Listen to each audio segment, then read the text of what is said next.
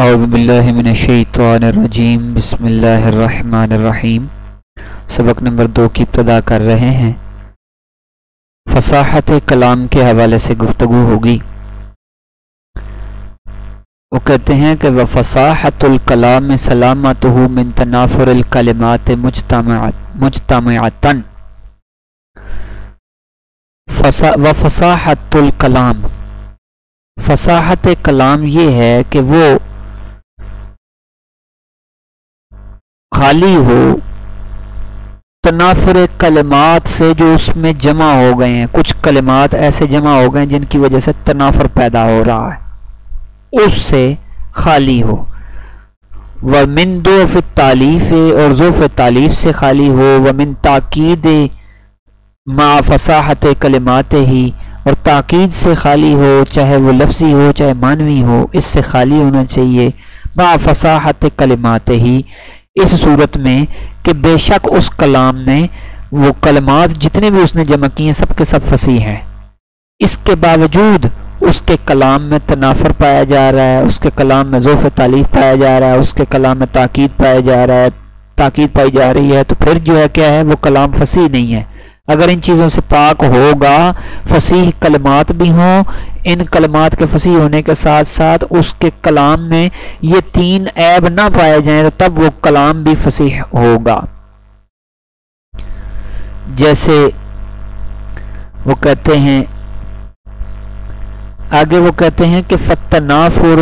وصف فی الکلام یوجب ثقلہ علی اللسان وعسر النطق بہ۔ کہتے ہیں کہ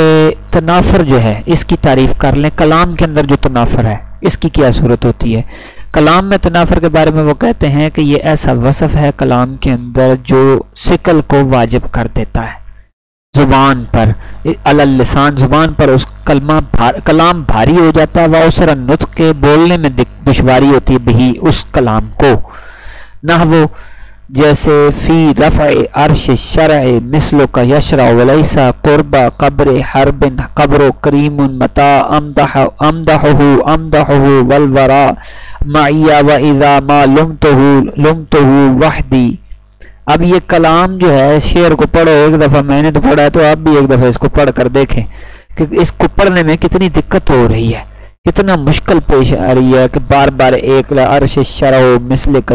کا یشرع قرب قبر حرب قبر، تو یہ کس کلمات جو ہے بار بار اوپر نیچے زبان پھسلنا شروع ہو جاتی، زبان پر مشکل ہے ان کا ادا کرنا۔ تو ایسا کلام جو ہے یہ فصیح نہیں ہوتا، بے شک کلمے اس نے سارے فصیح لگائے ہیں۔ وضعف التالیف، ضعف تالیف یہ ہے کہ کون الکلام غیر جاریت، کون الکلام غیر جارن علی القانون النحوی المشہور، یعنی ضعف تالیف یہ ہے کہ کلام جاری ہوا ہو ایسے قانون کے خلاف، نحوی قانون کے خلاف جو مشہور ترین نحوی قانون ہے، اس کو توڑا جا رہا ہے، اس کو توڑ کر کلام لایا جائے، تو اس کو ضعف تالیف کہتے ہیں۔ اس کے بارے میں وہ کہتے ہیں کل اضمار قبل الذکر لفظا و رتبتا، جیسا کہ اضمار قبل الذکر لفظی طور پر بھی رتبے کے اعتبار سے۔ اضمار قبل الذکر کیا ہوتا ہے؟ یہ ہوتا ہے کہ جب بندہ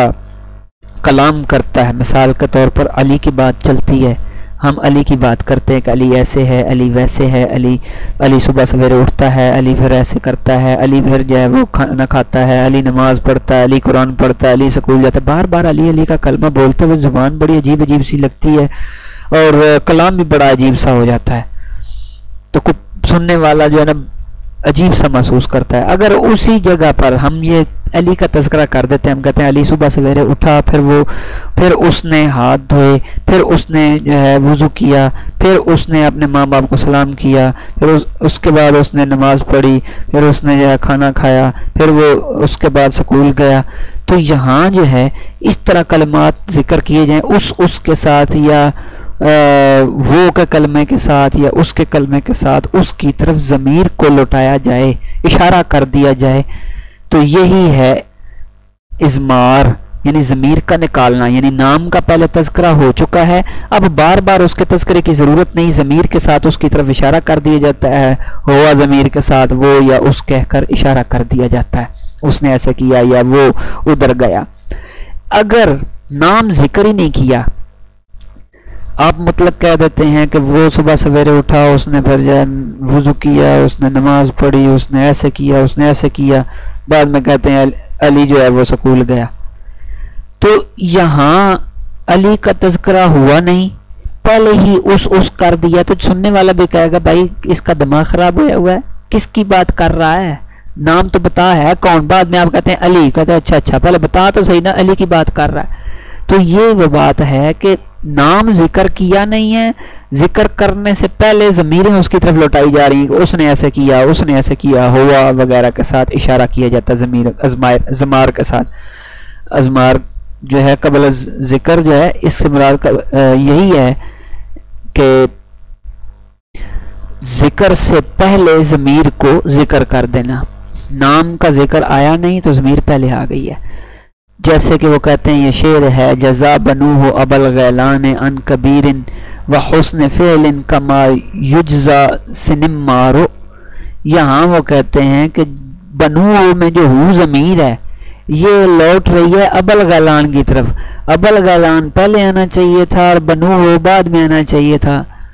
تاکہ ہو کی ضمیر ابا الغیلان کی طرف جب لوٹتی، لیکن ضمیر پہلے ذکر کر دی اور اس کی طرف لوٹا دی، اور تذکرہ ابا الغیلان کا بعد میں ہو رہا ہے۔ آگے کہتے ہیں والتاکید، کلام کی تاکید یہ ہے کہ لفظی تاکید کی تعریف یہ ہو رہی ہے، این یکون الکلام خفی الدلالت علی المعنی المرادی، کہ کلام کی دلالت جو معنی مرادی ہے نا اس میں خفی ہو، والخفاء اما من جہت اللفظ بسبب تقدیم، تو لفظی اعتبار سے یہ خفاء اس طرح ہوگا کہ یہ مقدم کر دینے کی وجہ سے، تقدیم و تاخیر کی او تاخیر، تقدیم و تاخیر کی وجہ سے جو ہے یہ مقدم مؤخر، یعنی پہلے ذکر کر دینا، پہلے ذکر کرنا تھا تو بعد میں ذکر کر دیا، بعد میں ذکر کرنا تھا تو پہلے ذکر کر دیا، اس طرح آگے پیچھے کرنے کی وجہ سے کلام میں خفا پیدا ہو جاتا ہے، مخفی کچھ تخفیف سی ہو جاتی ہے، خفا سا پیدا ہو جاتا ہے عجیب سا، او فصل، یا بہت زیادہ فاصلہ کرنے کی وجہ سے اس کے یا فاصلہ کرنے کی وجہ سے کلام میں تاکید پیدا ہوتی ہے، وَيُسَمَّى تاکید لفظی، یعنی اسے تاکید لفظی کا نام دیا گیا۔ آگے پھر وہ قول المتنبی حسلانتی کمینے کا قول آ گیا،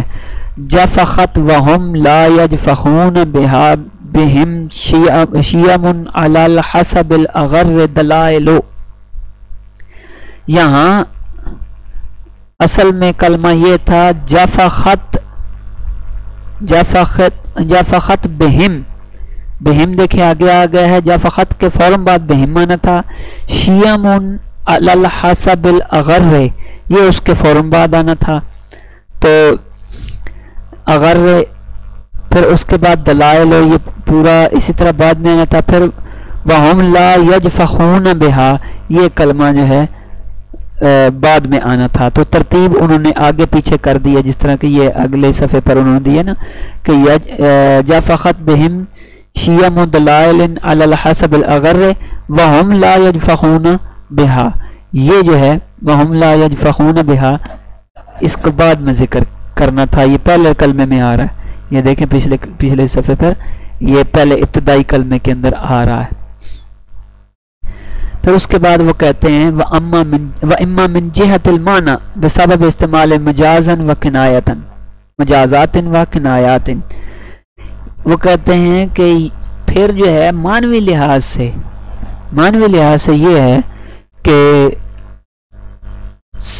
اس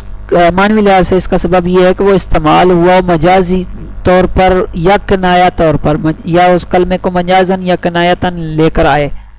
کلام میں، لا یفہم المراد بہا، اور اس سے مراد بھی یہ نہ ہو، جب بھی کوئی سنے گا تو وہ اس سے وہی مراد لے گا جو اس کا حقیقی معنی ہے۔ وَيُسَمَّى تَاکِیدًا مَانَوِيًّا، اس کو تاکید مانوی کہتے ہیں، نحو قول کا، جس طرح کہ تیرا یہ قول ہے کہ نشر المالک السنتہ فی المدینہ، بادشاہ نے جو ہے شہر کے اندر اپنی زبانیں پھیلا دی، مریدن جواسیست ہو، مراد یہاں یہ ہے کہ اس نے جاسوسی کی، جاسوس پھیلا دی ہیں۔ تو یہ جو بات وہ کر رہے ہیں کہ مدینے میں اپنی زبانیں پھیلا دی شہر کے اندر، مدینہ شہر، تو اس سے مراد جاسوس ہے۔ والصواب نشر عیونہ،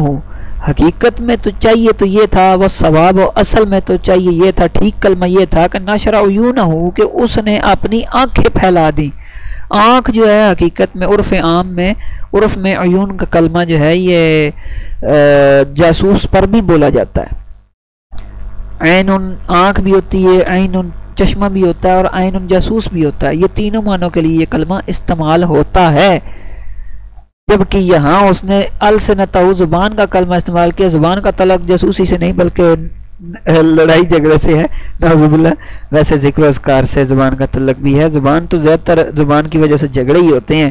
لیکن آنکھیں ایسی ہیں جو جاسوسی کرتی ہیں، دیکھتی ہیں تجسس کے ساتھ اور ہر ایک چیز کو کاپی کر لیتی ہیں۔ تو اس سے اس کی نسبت آنکھ کی طرف کر کے جاسوسی کہا جاتا تو پھر تو ماننے والی بات تھی۔ اور وہ کہتے ہیں جس طرح کہ تیرے اس قول کے اندر جو ہے نا، یہ جو قول ہے شاعر کا، اس کے اندر انہوں نے عیون کا کلمہ استعمال کیا، جیسے تو اطلبو بود الدار عنکم لتقربو وتسکبو عینای الدموع لتجمدا، اس کے اندر انہوں نے یہ کلمہ بیان کیا ہے۔ آگے وہ کہتے ہیں کہ حیث کنا بالجمود عن السرور ما ان الجمود یکنا بہی عن البخل وقت البکاء۔ وہ کہتے ہیں یہاں کنایا کیا گیا ہے جمود کے کلمہ کے ساتھ، یہاں جمود کے کلمہ کے ساتھ کنایا کیا گیا، یہ جو پیچھے شعر گزرا نا، ٹھیک ہے جی، یا لتجمدا آخر پہ لفظ لکھا ہوا ہے، یہ یہاں پر تجمدا، تو اس کلمے کے اندر وہ جمود اس کا معنی ہے، تو اس کلمے کے ذریعے سے اس نے خوشی کا معنی لیا ہے، ٹھیک ہے۔ ان الجمود یکنا بہی عن البخل وقت البکاء، جبکہ جمود جو ہے یہ کنایا ہے لفظ، اس نے کنایا خوشی سے کیا، جبکہ جمود کا لفظ کنایا تن بولا جاتا ہے بخل کے لیے، کنجوسی کے لیے، وقت البکاء رونے کے وقت، جس طرح کہ وہ فوتگی والے گھر میں جاؤ نا تو کچھ ایسی عورتیں ہوتی ہیں، وہ ایک دو آنسو بٹھائے تو خالی منہ کر کے آ گیا، بس بڑے رو رہی ہے، بڑا ہی دکھ لگا اس کو جناب، جیسے کہ بڑی غمگین ہے تو اندر سے رو کو نہیں رہی ہوتی، تو یہ کنجوسی کرنا ہوتا ہے رونے کے وقت میں، تو اس کے لیے جمود کا کلمہ بولا جاتا ہے، لیکن انہوں نے جو ہے وہ جمود کے کلمے کو یہاں اپنے مقصد کے لیے استعمال کیا، خوشی کے لیے۔ تو اللہ پاک سے دعا ہے اللہ پاک عمل کرنے کی توفیق عطا فرمائے۔ اور دوسرا سبق ہمارا یہاں پر ختم ہو گیا، وما علیہ الا البلاغ۔